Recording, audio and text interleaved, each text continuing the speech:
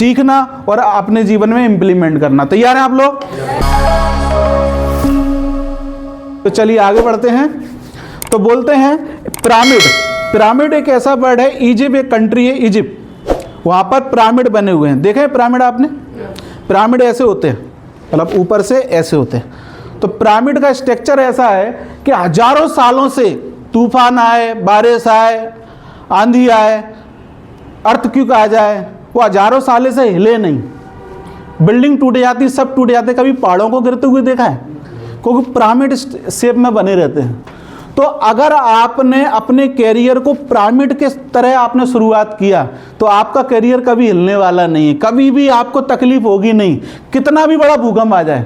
मगर बहुत सारे लोग पिरामिड के स्ट्रक्चर में सीखते नहीं है। नतीजा जरा सा भी तकलीफ आती है, जरा भी चैलेंजिंग आता है, वो बिजनेस में भाग जाते हैं, वो क्विट हो जाते हैं, वो असफल हो जाते हैं, फिर बोलते हैं ऐसा कुछ होता नहीं है। तो मैं पिरामिड आपको आज बताने वाला हूं, इसको आप समझेंगे। तो बोलते हैं सबसे पहले आता है इस बिजनेस को करने के लिए ड्रीम। आपके पास में आपका एक पर्सनल सपना होना चाहिए। नेक्स्ट, फिर उसके बाद में इस बिजनेस को करने के लिए लिस्ट बनाना आपको आना चाहिए। उसके बाद में लिस्ट जो आपने बनाई है उसको लोगों को बुलाना आना चाहिए, इनविटेशन करना आना चाहिए। उसके बाद आता है सो द प्रेजेंटेशन, अपना जो प्रेजेंटेशन है उसको बताना आना चाहिए। और पांचवा है फॉलोअप करना आना चाहिए। जब आप लोगों से अपनी बात रखते हैं तो ऑब्जेक्शन आते हैं, सवाल आते हैं, उनके जवाब आपको आना चाहिए। तो ये बोलते हैं। और लास्ट में लर्निंग, लगातार आपके अंदर लर्निंग की जिज्ञासा, इच्छा रहते रहना चाहिए। तो अगर आप ऐसा करते हैं तो आपका पिरामिड अगर आप देखेंगे तो कुछ इस टाइप में दिखाई देगा। दिखाई दे रहा है आप लोगों को? तो पिरामिड में अगर आप देखेंगे तो ड्रीम कहां पर है? बॉटम, यानी सबसे नीचे है। ये दिखाई दे रहा है? तो ये ड्रीम जो है वो ऊपर क्यों नहीं है? क्योंकि मजबूत है, नीचे चाहिए।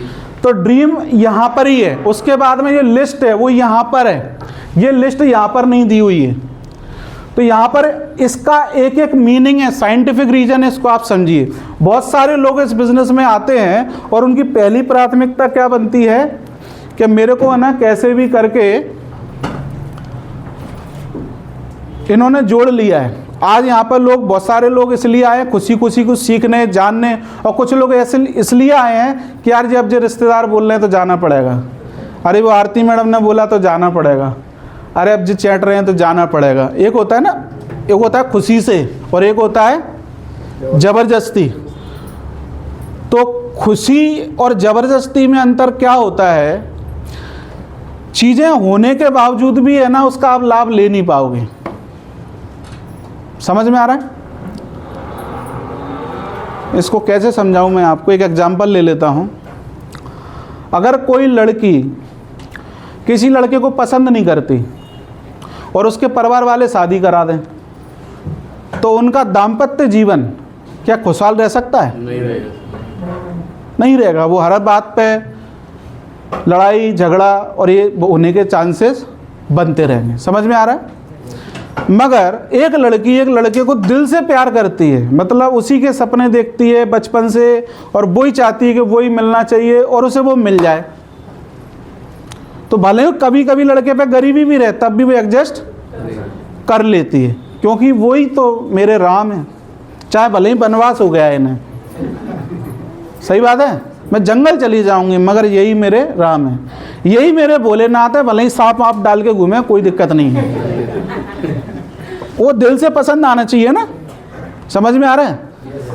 तो मैं कभी कभी जैसे अपनी वाइफ को बोल दूं कि ये कर दो, अगर उसे खुशी है तो बड़े इतना स्वादिष्ट खाना बनता है कि पूछो मत ही। और अगर उसकी इच्छा नहीं हो, मैंने बोल दिया तो बन तो जाएगा पर वो समझ में नहीं आता क्या है ना। तो आप समझ गए? तो पसंद मतलब अंदर से होना चाहिए, जबरदस्ती दुनिया में कोई भी काम होता नहीं है। तो इस बिजनेस में अगर आप आए हैं तो यहाँ बोलते हैं अगर आपको डॉक्टर बनना है तो आपके पास MBA की डिग्री, MBBS की डिग्री होना चाहिए। अगर आपको मार्केटिंग सेल्स में कुछ करना है तो MBA की डिग्री होना चाहिए। और अगर आपको वकील बनना है तो लॉ की डिग्री होना चाहिए। इंजीनियर बनना है तो इंजीनियर की डिग्री होना चाहिए साहब। मगर इस बिजनेस में आपको कामयाब होने के लिए डिग्री की जरूरत नहीं है। आपके पास क्या होना चाहिए साहब? एक वजह होना चाहिए कि मैं इन सपनों को सच करने के लिए इस बिजनेस में आया हूँ मैं। समझ में आ रहा है? आप मेरे को बताइए कितने लोग हैं जिनके पास वजह है कि सर ये इसलिए इस बिजनेस को मैं जुड़ा हुआ हूँ या जुड़ी हुई हूँ?